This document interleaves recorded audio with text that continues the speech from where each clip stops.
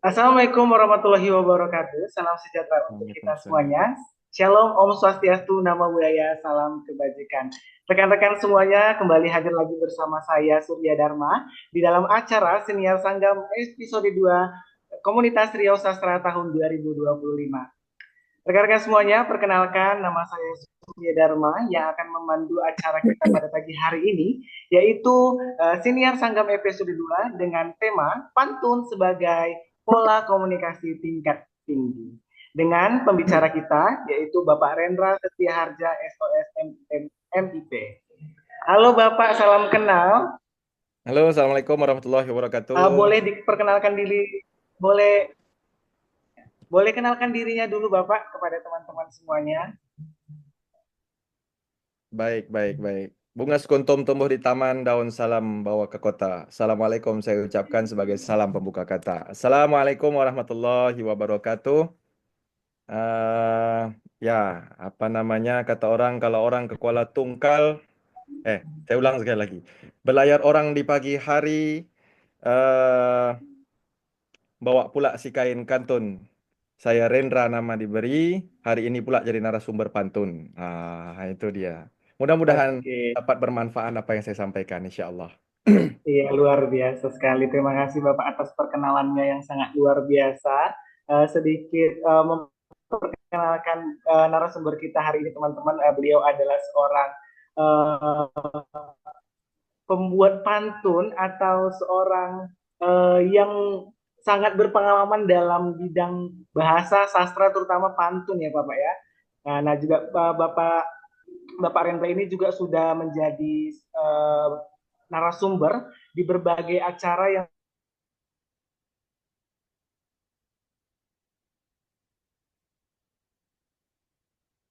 yang berkaitan dengan tema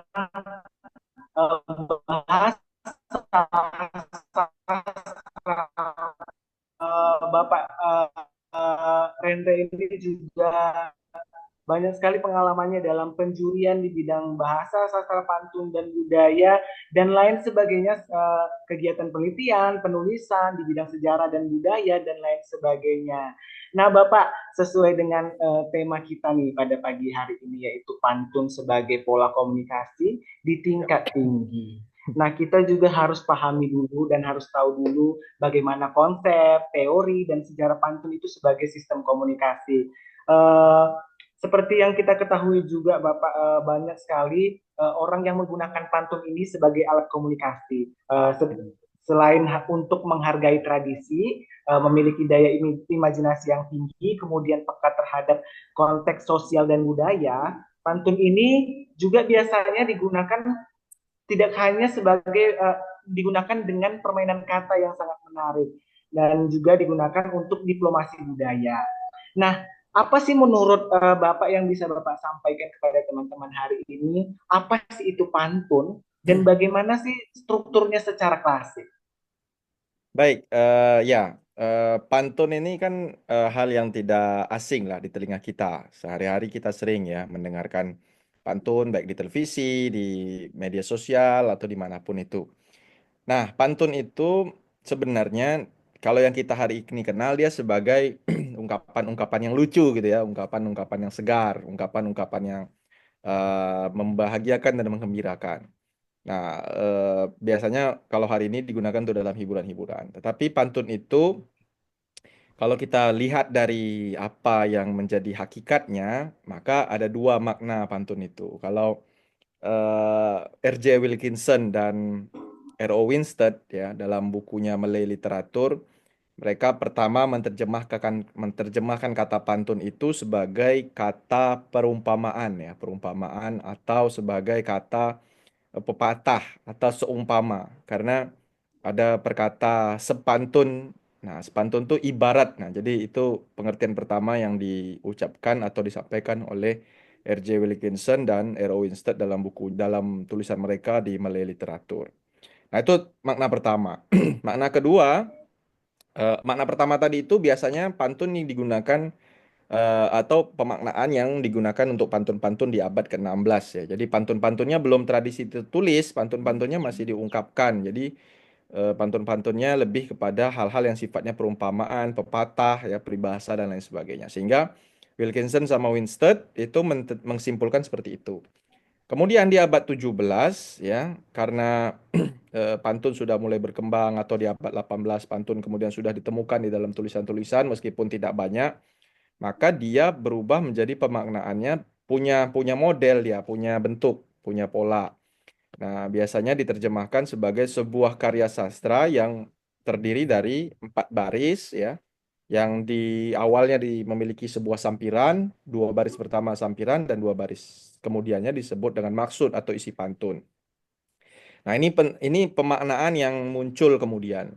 Nah, kemudian lagi ada pendapat oleh Renward Brandstetter ya. Renward Brandstetter mengatakan bahwa pantun itu berasal dari akar kata tun, ya, tun. Nah, jadi ada kata tonton, pantun, panuntun. eh, jadi artinya apa? Artinya teratur ya, terikat, punya baris dan sebagainya. Nah, jadi pantun ini atau dalam bahasa Minangkabau disebut dengan panuntun, sesuatu yang menuntun. Nah, jadi pantun ini sebenarnya dia dahulu adalah kata-kata yang memang apa namanya tuh memang digunakan hanya untuk hal-hal yang sifatnya sopan, hal-hal yang sifatnya tuh tersembunyi, sesuatu sifat yang kata-kata yang sifatnya tidak bisa diungkapkan secara langsung.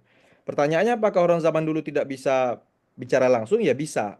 Tapi kenapa ada pantun yang digunakan? Kan kalau orang sekarang kan berpikir praktis ya. Kenapa nggak mengucapkan langsung aja?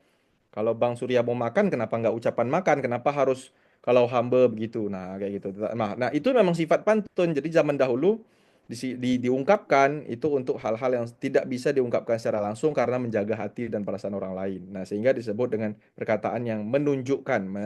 Makanya dia menunjukkan teratur ya, teratur, punya baris, ikatan dan sebagainya, sebagainya.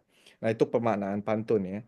Nah, berakar kata tun yang artinya teratur, sopan dan baik dan sebagainya. Nah, kalau kaidahnya ini memang mesti kita hati-hati ya. Kapan dia dikatakan sebagai pantun dan kapan dia dikatakan tidak sebagai pantun. Nah, pemaknaan kedua yang muncul pada abad ke-17 ke atas, itu pantun dimaknai sebagai kuatrain. Kuatrain itu artinya 4 ya. Jadi pantun itu memang ada satu pendapat atau ada beberapa pendapat bahwa pantun itu berasal dari yang 2 baris tuh ya. Siakap sinohong, banyak cakap, banyak bohong, misalnya seperti itu kan 2 baris tuh. Kalau sekarang kita kenal banyak orang menyebutnya Karmina, pantun 2 baris atau pantun kilat ya 2 baris. Gitu. Nah, ada yang menyatakan bahwa pantun berasal dari 2 baris itu. Tetapi beberapa penelitian mengatakan bahwa pantun dimaknai sebagai karya sastra yang terdiri 4 baris karena dimaknai sebagai quatrain, polanya 4. Meskipun ada yang 6, 8 dan sebagainya, tapi mereka punya nama yang berbeda. Nah, kaidahnya pantun itu sejatinya dia punya sampiran isi. Nah, itu yang membedakan pantun dengan karya sastra lain. Kalau syair dia 4 baris tapi tidak punya sampiran isi, sementara pantun punya sampiran, punya isi, punya pembayang, punya maksud. Ada yang dibayangi, ada yang maksudnya dibayangi. Nah, jadi dia punya sampiran, punya isi atau punya pembayang, punya maksud. Itu kaidah pertama yang mencirikan dia sebagai pantun. Kedua dia berrima. Nah, secara sastra lama itu kan dia punya rima. Syair juga rima, gurindam juga rima. Kemudian Talibun juga berima, tapi pantun pembedanya dia berima tapi dia punya sampiran dan isi. Dia bersajak ya, bersajak tuh berima. Berima tuh dia menggunakan banyak rimanya adalah ABAB. Ya, kalau kita pakai rumus jari 4 gini, ABAB ya. Jadi ada juga dan sedikit yang AAAA. Ada pantun yang AA itu zaman dulu juga ada, tapi lebih sedikit dibanding yang berima atau bersajak ABAB. Nah, kemudian pantun yang sejatinya pantun di kapan dikatakan pantun, dia punya kaidah setiap barisnya terdiri dari 4 sampai 8 kata, atau sorry, 4 sampai 5 kata, ya, 4 sampai 5 kata. Setiap barisnya 4 sampai 5 kata. Jadi pantun zaman dulu tuh nggak panjang-panjang, beda dengan pantun yang dibuat orang sekarang. Kalau dulu misalnya kita lihat, kalau ada sumur di ladang 4 ya, boleh kita menumpang mandi 4 ya. Kalau ada umur yang panjang 5 lah maksimal. Boleh kita berjumpa lagi. Jadi itu struktur pantun. Dia tidak panjang karena pantun itu dia bukan kalimat, dia frasa ya. Jadi dia bukan kalimat. Nah, setiap frasa itu setiap barisnya terdiri dari 4 kata sampai 5 kata. 8 sampai 12 suku kata atau 8 sampai 10 suku kata. Jadi tidak panjang-panjang. Kalau orang sekarang macam kereta api gitu. Meskipun AB-AB bersajak, berima, tapi barisnya kadang-kadang sampai berapa kata. Nah, itu ciri pantun dia terikat pada jumlah kata ya. Nah, menurut Profesor Muhammad Haji Saleh, yang namanya pantun dia punya konvensi, punya ikatan ya. Sama juga dikatakan oleh Harun Matpiah dalam bukunya. Sebagai karya sastra lama, pantun itu terikat dengan kaidah ini. Jadi, kapan dia dikatakan pantun? Ketika dia satu punya sampiran isi, kedua berima AB-AB atau AAA, ketiga setiap barisnya itu terdiri dari 4 sampai 5 kata, keempat dia memiliki 8 sampai 12 suku kata. Nah, itu dia. Baru dikatakan sebagai sebuah pantun. Jadi, bukan pantun hanya menyamakan kata di akhir aja. Oke, katanya sama gitu ya, tetapi belum tentu itu pantun. Apakah yang katanya sama di akhir itu punya rima dan akhirnya itu pantun? Bisa saja itu kata-kata sajak ya, atau kata-kata yang menyerupai pantun. Pantun itu punya syarat-syarat kaidah yang harus dipenuhi, barulah dia disebut sebagai pantun. Kalau itu tidak terpenuhi, mungkin hanya sebagai kata-kata yang punya rima saja, berbunyi sama saja. Itu Bang Surya. Oke, Bapak, terima kasih. Ya. Tadi sudah menjelaskan apa sih itu pantun dan bagaimana struktur klasiknya tadi ya. Hmm. Pak, pantun ini kan adalah pola komunikasi yang sudah dikatakan tingkat tinggi Ya, karena memadukan unsur bahasa, budaya, etika, dan emosi dalam satu bentuk yang ringkas ya. namun mendalam. Nah, jadi mengapa sih pantun itu menurut Bapak dikatakan komunikasi yang tingkat tinggi? Ya, kenapa dia komunikasi ke tingkat tinggi disebut atau high context communication? Karena sifat high context communication dia implisit, dia dia tidak to the point ya, dia implisit. Nah, itu sifatnya. Jadi pola komunikasi tingkat tinggi itu dia tidak to the point, ya implisit. Kalau eksplisit kan langsung ya gitu ya. Nah, nah kenapa dia komunikasi tingkat tinggi? Dilihat dari ciri khas pesan yang disampaikan. Ciri khas pesan yang disampaikan. Nah, pertanyaannya, hakikatnya, pertanyaannya agak filosofisnya. Kenapa orang Melayu, apakah orang Melayu tidak bisa ngomong langsung tuh pertanyaannya? Kenapa harus menggunakan pantun? Nah, orang Melayu tuh punya karakter ya, yang namanya homo symbolicum.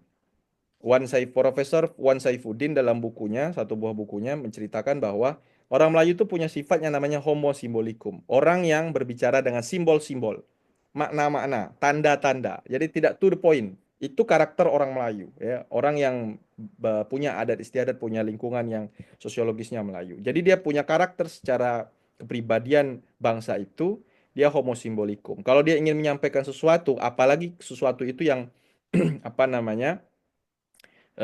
Mungkin agak menyinggung atau menyindir, itu dia akan menyampaikannya dengan simbol. Jadi, nah, orang Melayu itu sifat aslinya, speknya sudah begitu ya, homo symbolicum. Dia memakai simbol. Nah, makanya kenapa orang Melayu menggunakan pantun? Tidak ngomong aja langsung gitu. Kan bisa kan habis waktu kalau misalnya kita mau melamar seorang gadis, kita bilang kalau tuan ke Pulau Mepar, nah ya, jangan tuan pergi bekelah. Kalau bunga belum dipagar, apakah boleh abang datang ke rumah? Nah, misalnya kayak gitu. Kenapa harus bilang begitu kan? Langsung itu the point bisa gitu kan. Nah, tetapi orang Melayu karena dia saking halusnya budi dan perbahasaannya, maka dia tidak ingin menyatakan langsung, terutama sifat dia mengetahui bahwa kalau ungkapan itu disampaikan secara langsung akan melanggar tata krama, melanggar etika. Maka dia gunakan pantun sebagai penyembunyi penyembunyi maknanya. Makanya pantun zaman-zaman dahulu itu orang pantun-pantunnya bagus-bagus gitu ya. Maka digunakan sebagai alat untuk komunikasi. Baik itu komunikasi untuk berkasih sayang, pengajaran, atau banyak hal yang lain sebagainya. Jadi, kenapa dia sebagai komunikasi tingkat tinggi? Ciri khasnya tidak langsung gitu.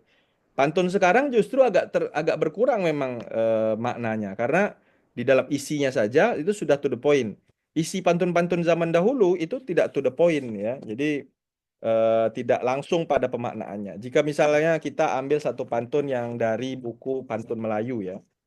Jadi ada pantun Melayu misalnya begini.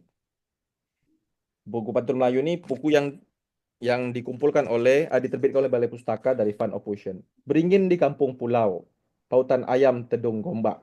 Hati ingin memandang pulau, bidu ada, pengayuh tidak. Nah, ini kan misalnya. Ini kalau orang bicara dia, oh ini yang buat pantun dia ngomongnya tentang apa nih? Hati ingin memandang pulau, bidu ada, pengayuh tidak. Oh ini nelayan nih, bukan itu maksudnya. Tapi Pemaknaan pantun ini adalah dia ingin melakukan sesuatu tetapi tidak punya kemampuan gitu. Jadi misalnya mungkin dalam pembicaraan, tolong kamu buatkan ini. Maka dia akan sampaikan, kalau dia bilang tidak, mungkin akan menyinggung orang yang memerintah atau orang yang meminta atau orang yang mengajaknya. Maka dia ungkapkan dengan pantun dalam komunikasinya ya. Beringin di kampung pulau, pautan ayam tendung gombak. Hati ingin memandang pulau, hidup ada, pengayuh tidak. Artinya ada kekurangan kemampuan yang dia tidak bisa melakukan itu. Nah, orang yang paham akan makna simbol, dia akan tahu, oh ini maksudnya. Seperti itu. Ya sama dalam film Sri Mersing kita pernah dengar pantun yang fenomenal ya. Kajang Pak Malau kajang berlipat, ya. Kajang hamba mengkuang layu. Dagang Pak Malau dagang bertempat, dagang hamba musafir lalu. Nah, itu artinya apa? Dia menyampaikan bahwa Bapak lah yang lebih mulia di sini. Saya di sini cuma orang yang numpang, kayak gitu kan. Lihat betapa halusnya orang Melayu menjaga komunikasi. Itu makanya dia high context communication, komunikasi tingkat tinggi. Karena dia menjaga perasaan orang lain. Kalau kita lihat film Sri Mersing itu, eh, orang yang mengucapkan pantun itu sudah tersakiti beberapa banyak gitu ya. Nah, maka pantun itu diungkapkan berdasarkan rasa sakitnya, kemudian dia ungkapkan, Kajang Pak Malau, kajang berlipat, kajang hamba mengkuang layu. Dagang Pak Malau, dagang bertempat, dagang hamba musafir lalu. Itu artinya apa? Saya tidak maulah di sini, saya ini apalah, papa kedana dan sebagainya. Nah, tetapi saking halusnya, dia sudah disakiti pun, dia akan ungkapkan itu dengan kata-kata yang halus. Nah, itulah makanya pantun adalah bagian dari budaya komunikasi tingkat tinggi yang digunakan orang Melayu. Artinya apa? Tidak langsung pemaknaannya. Ada makna yang dibungkus di dalam sampiran, ada makna yang dibungkus di dalam isi itu. Gitu Oke, maksudnya. baik. Terima kasih Bapak sudah menjelaskan kenapa sih tadi pantun itu dikatakan sebagai komunikasi tingkat tinggi. Berarti memang karena memang pantun ini identik dengan unsur yang digabungkan atau dipadu-padankan seperti dari bahasa, budaya, etika, dan Ya. emosi dalam penyampaiannya. Oke Bapak, kita masuk nih Pak kepada studi akademis pantun ini. Kalau Hmm. saya bisa sedikit menceritakan di program studi saya ini banyak sekali mahasiswa kakak tingkat yang mengambil pantun ini sebagai risetnya biasanya dalam skripsinya. Nah, Iya. studi akademis juga mengenai pantun dan budaya tutur masyarakat Melayu ini merupakan salah satu bagian penting dalam kajian sastra lisan antropologi, Ya. budaya, serta linguistik pragmatik. Nah, apa sih Pak kira-kira beberapa fokus studi yang sering menjadi perhatian dalam kajian akademik tersebut? Ya, melihat pantun itu bisa banyak pendekatan studi ya. Bisa sastra ya, sebagai sastra, antropologi, sosiologi, komunikasi bisa. Jadi komunikasi juga bisa. Jadi karena dia bukan hanya semata-mata sastra. Kadang-kadang orang bicara pantun, oh ini hanya anak sastra. Tidak, komunikasi bisa mempelajari tentang pantun. Antropologi bisa untuk melihat bagaimana manusianya mengungkapkan itu, pola komunikasi hari ini. Kemudian sosiologi juga demikian, kenapa manusia berinteraksi lalu menggunakan pantun di dalamnya.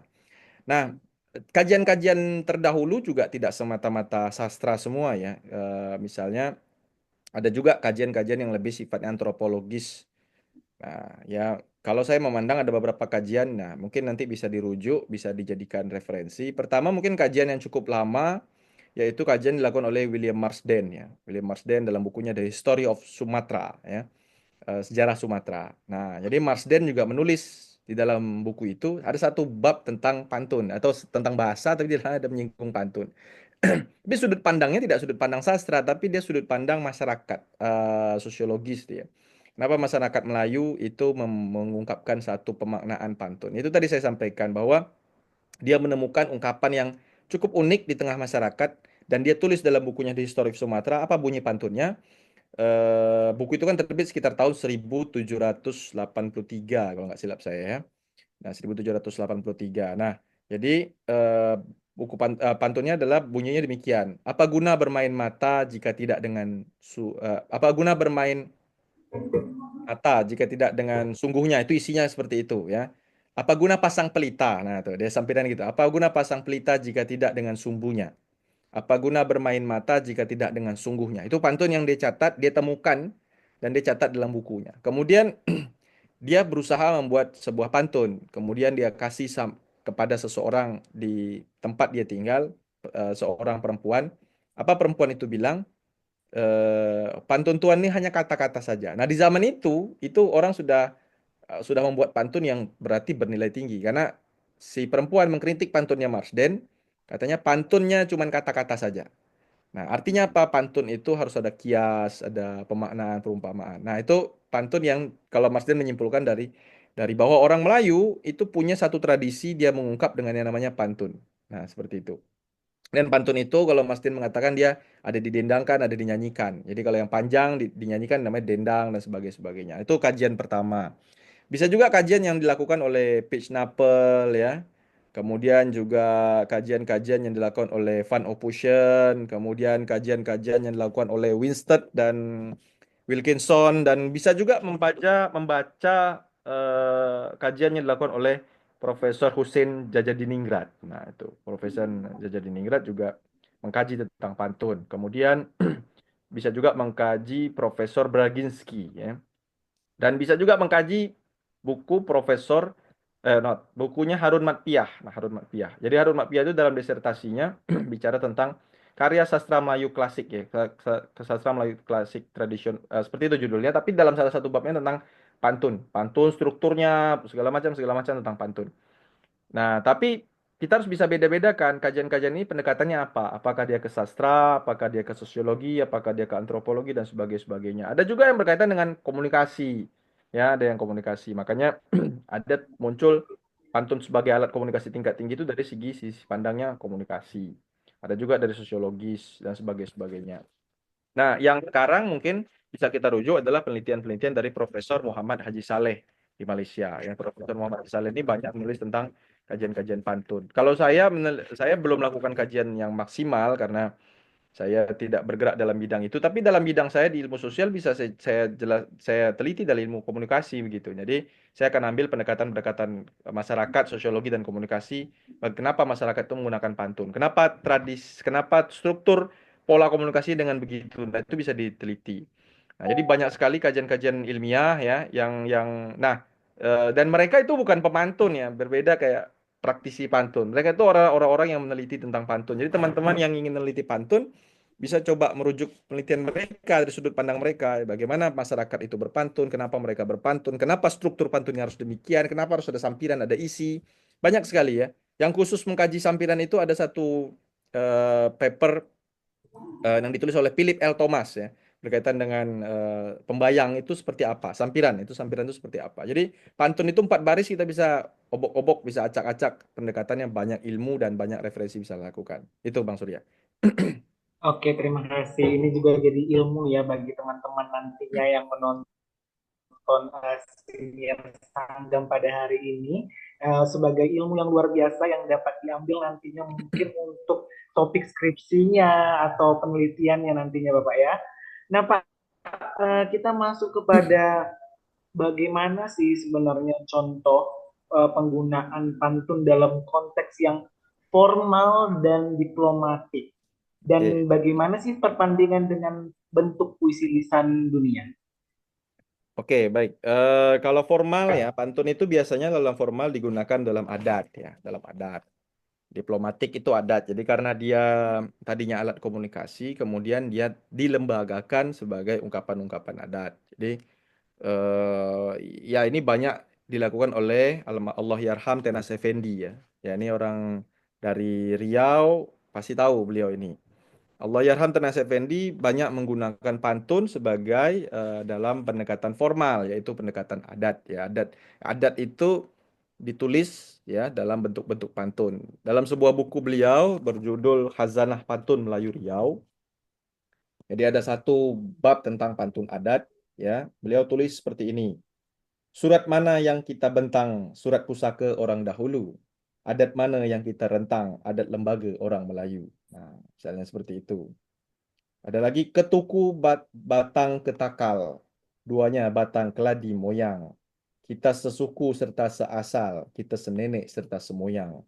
Duanya batang keladi moyang, tiganya urat batang saga. Kita senenek serta semoyang, kita seadat dan selembaga. Nah ini dalam arti formal ya, arti formal diplomasi dia digunakan sebagai petuah. Nah jadi apa tanda si kain katun untuk membuat pakaian nikah, ini kata Allah Yarham nih. Apa tanda sebaik pantun untuk membuat petuah dan amanah. Nah, jadi dalam formal, dia ditandakan dari bunyi pantun tadi. Apa tanda si kain katun untuk membuat pakaian nikah? Apa tanda sebaik pantun untuk menjadikan petuah dan amanah? Jadi petuah dan amanah itu adalah bentuk formalnya pantun. Tetapi pantun tidak serta-merta dalam petuah dan amanah saja. Sehari-hari juga orang punya pantun. Dalam permainan juga punya pantun. Anak-anak juga punya pantun. Bahkan mohon maaf, dalam masyarakat berkelahi, berkonflik juga punya pantun. Orang zaman dulu dalam segala lini dia punya pantun. Tetapi dalam formal dia dalam adat, dalam diplomasi dalam adat. Tapi pantun tidak semata-mata dalam adat saja. Di kehidupan sehari-hari, selama manusia itu berkomunikasi, maka pantun menjadi alat komunikasinya. Kalau dia formal, dia jadi bagian dari adat. Tertulis dia, ya. Jadi hukum tertulis, jadi apa namanya? Dia bukan hanya sekedar tradisi lisan. Jadi ya, pantun itu kan tradisi lisan, tulisan, bahkan sekarang sampai seni pertunjukan. Kalau dia jadi diformalisasi, biasanya dia berubah menjadi tradisi tulisan. Kalau pantun yang hidup di masyarakat sebagai tradisi komunikasi, dia sebagai tradisi lisan. Seperti itu, Bang Surya. Nah, kalau pembeda dengan karya-karya sastra lain, saya tidak berani terlalu jauh ya. Saya juga tidak mengkaji terlalu jauh perbandingannya dengan karya sastra dunia lainnya, takut salah gitu ya. Tetapi pantun di Nusantara ini ada perbandingan-perbandingannya. Misalnya pantun yang dibandingkan dengan ya sebenarnya dia barangnya itu juga sama sejenis. Misalnya kalau di Jawa ada namanya parian, ya, ada sisindiran, ada pantun ludruk. Nah, jadi sama sebenarnya. Di tiap daerah punya istilah pantun sendiri. Tetapi bentuknya sama. Nah, yang pembeda adalah dia digunakan dalam bahasa daerah masing-masing. Nah, mungkin orang akan bertanya, apakah pantun sebagai karya sastra hanya milik masyarakat Melayu? Jawabannya tidak, gitu ya. Jadi pantun Melayu yang ditulis oleh Van Ophusen itu bukanlah pantun milik bangsa Melayu yang di Kepri atau di Riau atau dimanapun, tetapi pantun Melayu yang hidup di Nusantara. Disebut sebagai pantun Melayu karena dia berbahasa Melayu yang sebelum menjadi bahasa Indonesia, ya, yang dijadikan lingua franca. Jadi pantun di mana-mana daerah, meskipun ada namanya masing-masing, misalnya kayak sisindiran, parian, pantun ludruk, dan macam-macam. Ada madihin kalau di daerah Kalimantan dan sebagainya. Ada tundang, pantun dendang dan sebagainya. Tetapi pantun, ya kata pantun itu sudah terbakukan sebagai sebuah karya sastra di Nusantara.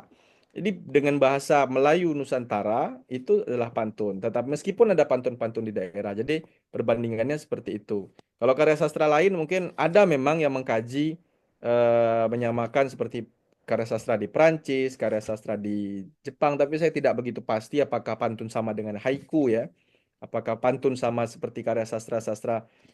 William Marsden pernah juga membandingkan itu ya, tapi saya karena kurang mendalam berkaitan itu, ya saya tidak cek struktur dan apa segala macam, mungkin saya tidak berani bicara di situ. Tapi pantun di Nusantara dia punya perbandingan-perbandingan di beberapa daerah, meskipun ada di beberapa daerah, tetapi dia tetap ada yang dibakukan atau dikenal sebagai pantun, ya, yang dikenal sebagai pantun Melayu. Melayu itu bukan berarti bangsa Melayu, tetapi Melayu yang di Nusantara ini, gitu.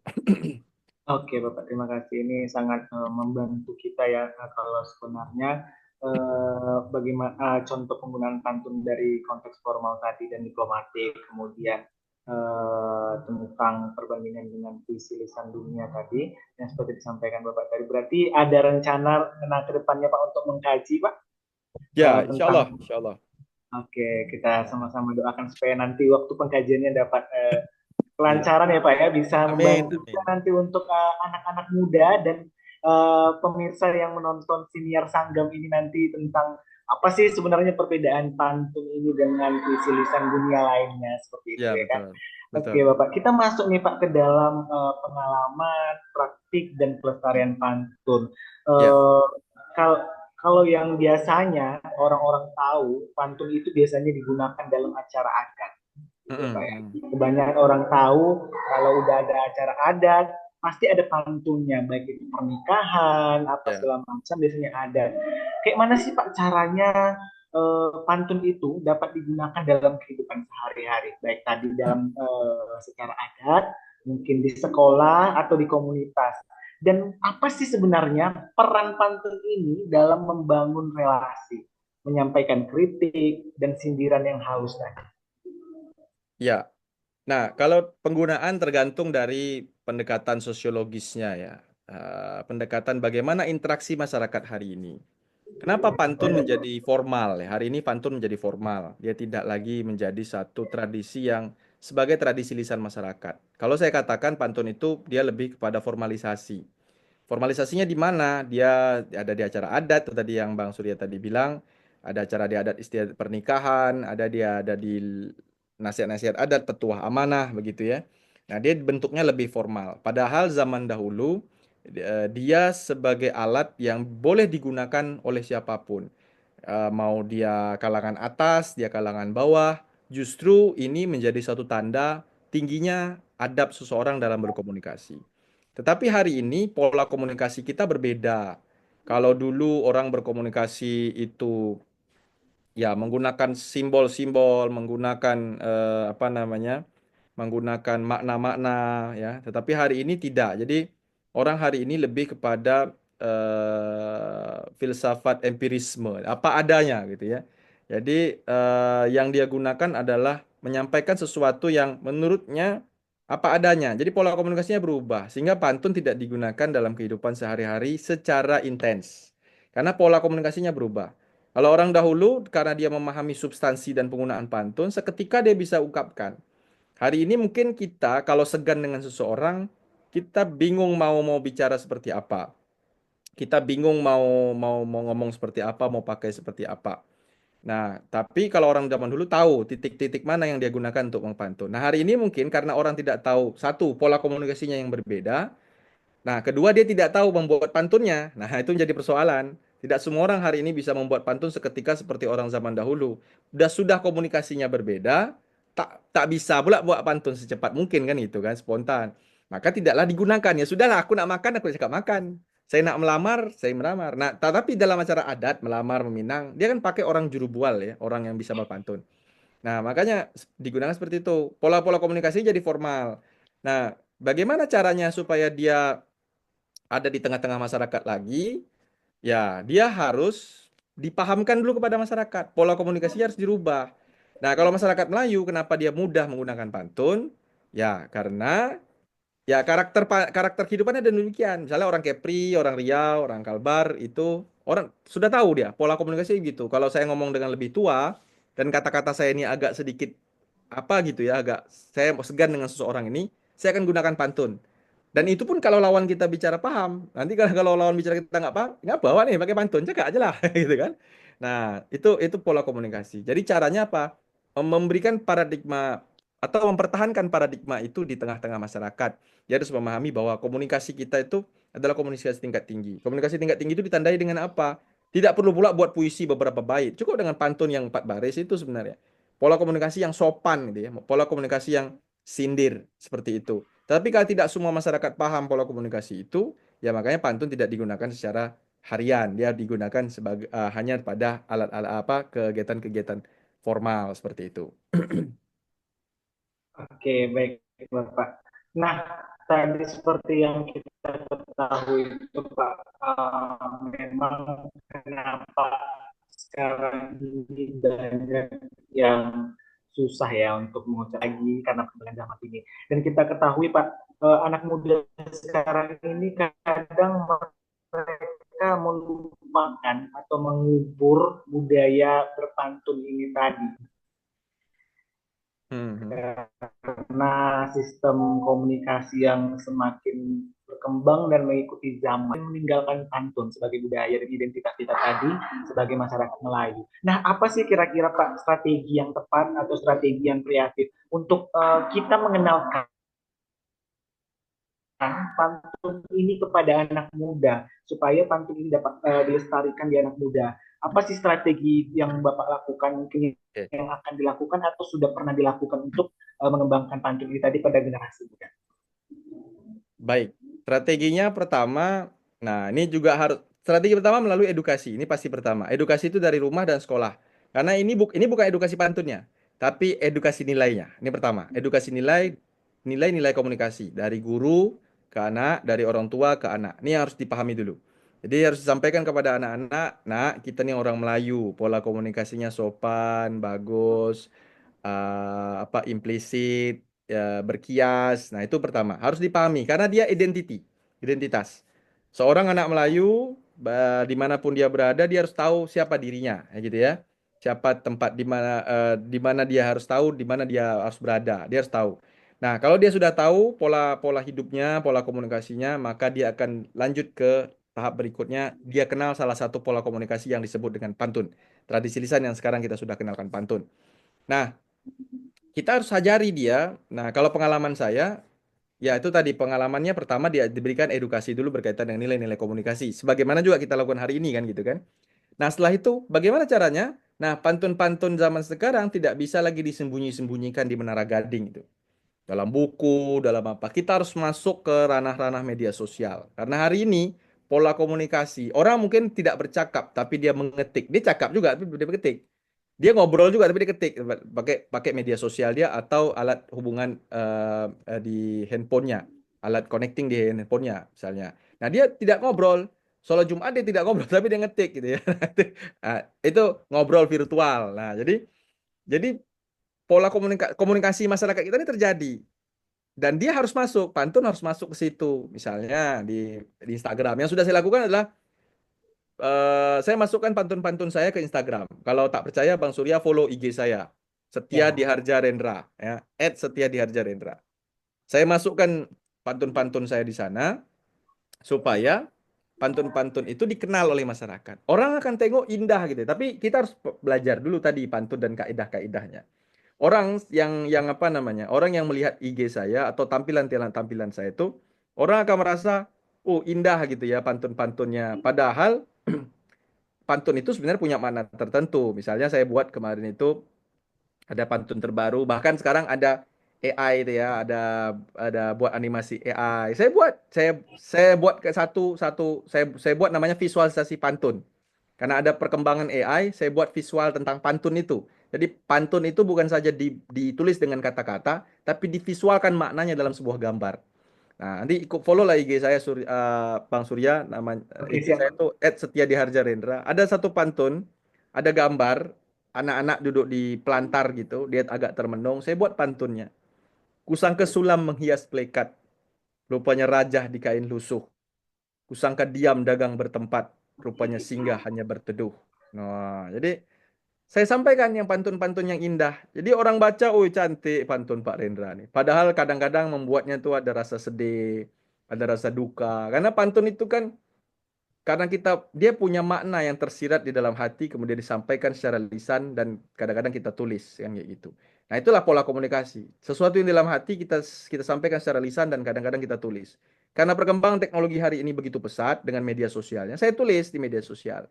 Saya buat dengan gaya baru, ada apa namanya ada gambar AI-nya karena lagi tren gitu ya saya buat udah saya buat pantunnya sehingga anak-anak muda senang gitu oh ternyata pantun itu bisa digandingkan dengan perkembangan teknologi dengan AI gitu bukan pantun itu hanya ada di hutan-hutan di desa-desa di dalam manuskrip-manuskrip tidak tetapi pantun itu juga bisa kita hiasi di dalam media sosial saya. Kemudian ada juga, tadi tuh pantunnya agak sedih. Oh, ternyata apakah pantunannya sedih-sedih aja? Enggak. Saya buat pantun yang agak sedikit menantang gitu ya. Ini mungkin orang mau kelahi gitu ya. Saya buat visualnya seorang pendekar yang memegang keris dan sebagainya. Saya buat pantunnya agak sedikit heroik. Jika memang tak ada tekong, takkan sampan hendak melaut. Jika memang tak ada pekung, takkan badan hendak dibalut. Nah, itu berarti seseorang itu menyembunyikan sesuatu kepada temannya, kan kayak gitu kan. Dia gunakan kata-kata jika memang tak ada pekung. Pekung itu kudis ya. Nah, jika memang tak ada pekung, takkan badan hendak dibalut. Nah, itu. Jadi pantun yang agak sedikit heroik, agak sedikit menantang. Nah, itu juga. Nah, itu cara saya kemudian di hari ini ya, masukkan ke media sosial. Saya juga punya TikTok, follow juga TikTok saya sama tuh, @Setia di Harja Rendra. Saya buatlah agak, sama, saya buat visual-visual, lalu saya buat pantunnya, dan banyak yang view gitu. Nah, ya, jadi ternyata orang suka dengan akan-akan kata. Tapi benarnya begini, orang suka dengan kata-kata singkat ya, dianggap itu adalah sebuah kata-kata quotes yang indah ya. Pantun itu adalah quotes sebenarnya. Jadi orang menganggap oh ini quotes, kadang-kadang orang repost dan sebagainya. Nah, tetapi padahal yang kita kita ciptakan adalah sebuah nilai dan sebuah warisan, sebuah heritage dari bangsa kita, bangsa Melayu. Nah, karena hari ini mungkin dalam komunikasi secara langsung kita tidak gunakan pantun, ya kita gunakan dia sebagai, meskipun saya sebut tadi formalisasi pantun, tetapi setidaknya di dalam media sosial kita sudah sampaikan bahwa inilah tradisi komunikasi yang begitu tinggi. Mungkin orang hanya menganggap itu quotes, sastra. Pak Rendra hanya membuat dia karena dia adalah sastrawan pantun. Padahal kalau saya bilang saya bukan sastrawan pantun pun, saya akan tetap buat itu. Saya akan tetap buat karena saya punya rasa, saya punya komunikasi, saya punya media sosial, maka saya tuangkan rasa itu ke dalam pantun. Daripada saya marah-marah nggak jelas, gitu Bang Surya. Kalau saya galau gitu ya, saya marah, saya kesal, saya ingin menyampaikan sesuatu. Daripada saya marah-marah nggak jelas, nulis panjang-panjang, lebih baik saya rangkum menjadi pantun. Orang akan membaca sebagai sebuah karya yang indah. Padahal itu adalah makna yang mau disampaikan. Ada sesuatu makna yang mau disampaikan. Tetapi karena dia bentuknya indah, orang akan menganggap itu sastra. Nah, dengan cara seperti itulah orang akan kenal pantun-pantun Melayu lama.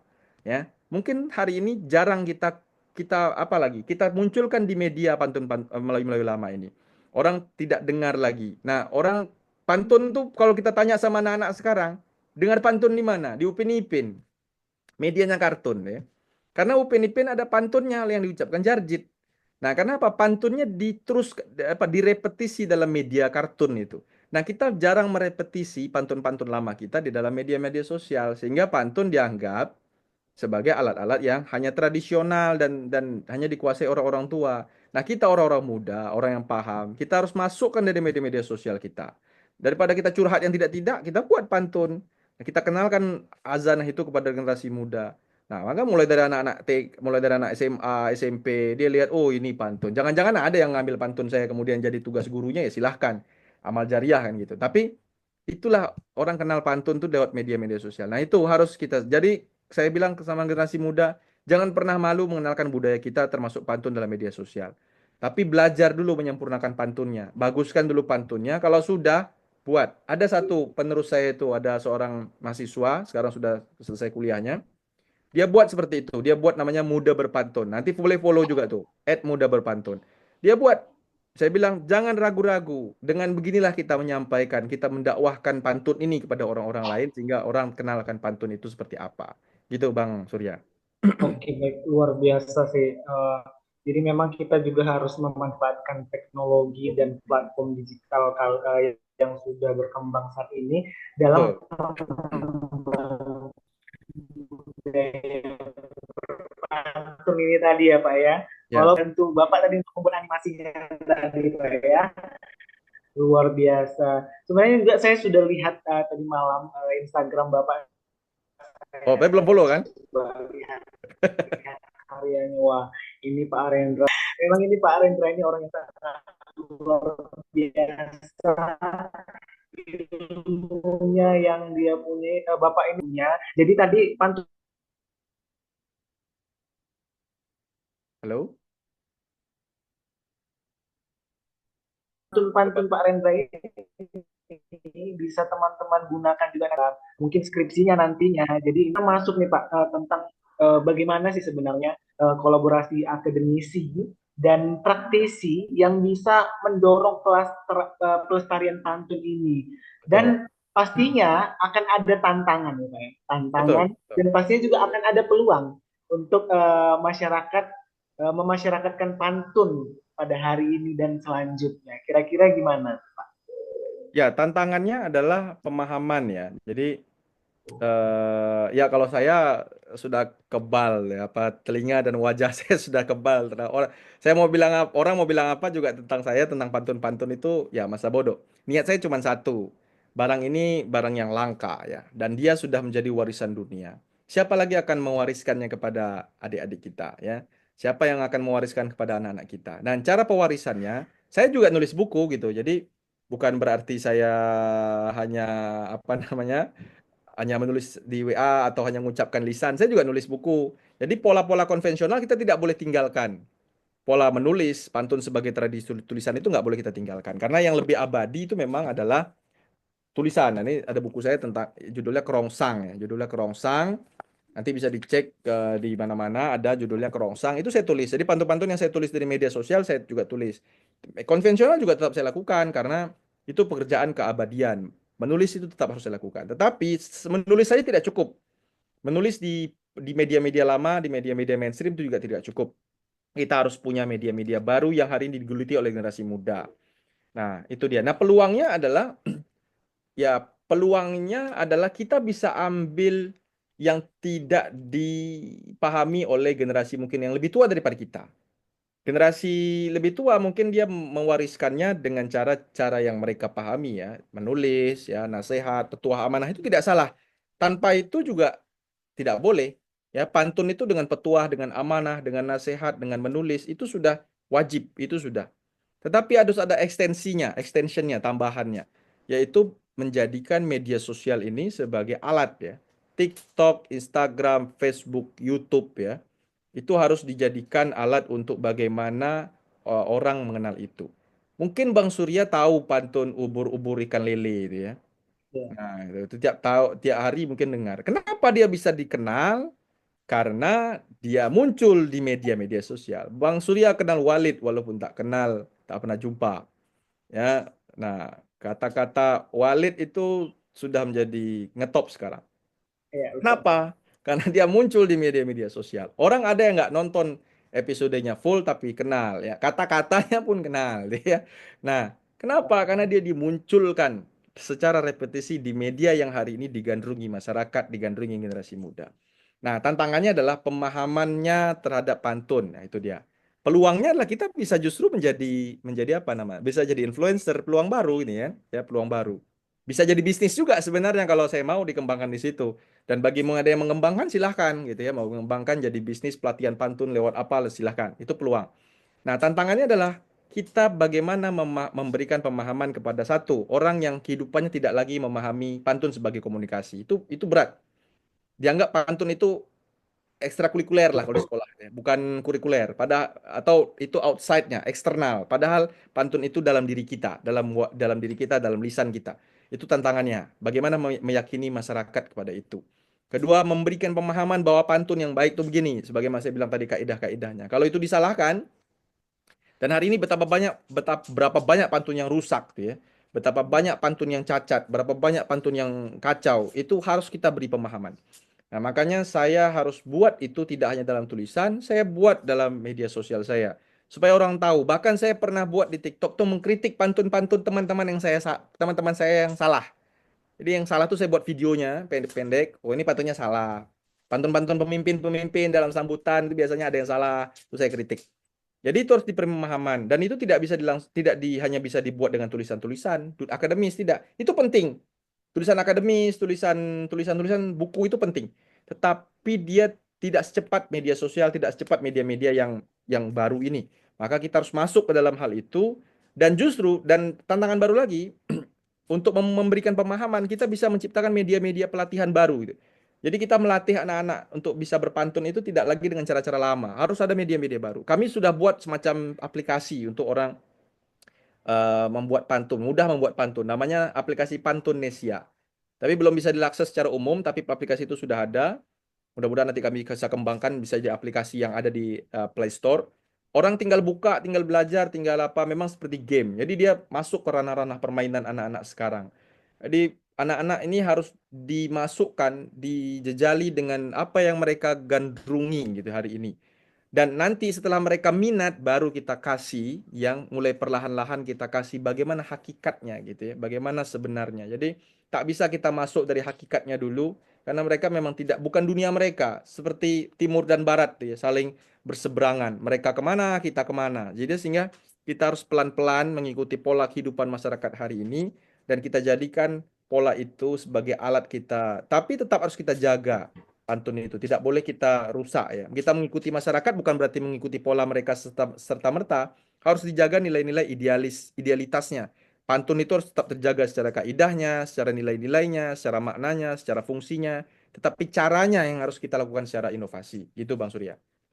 Oke, luar biasa ya Pak. Memang kita juga harus memanfaatkan teknologi ini tadinya supaya memperkenalkan tadi ke anak muda itu cara yang luar biasa dengan aplikasi tadi Pak ya. Karena Ya, biasanya seseorang bahkan anak-anak itu biasanya tertarik apalagi dengan media seperti game study ini. Jadi betul, kita betul. punya inovasi, Bapak tadi punya inovasi yang sangat luar biasa dalam mengembangkan pantun ini tadi kepada anak-anak, remaja, dan generasi penerus bangsa agar pantun ini tadi tidak mati terkubur tapi malah Betul, berkembang dan bisa orang-orang dapat mengenal pantun ini lebih dalam lagi ya Pak ya.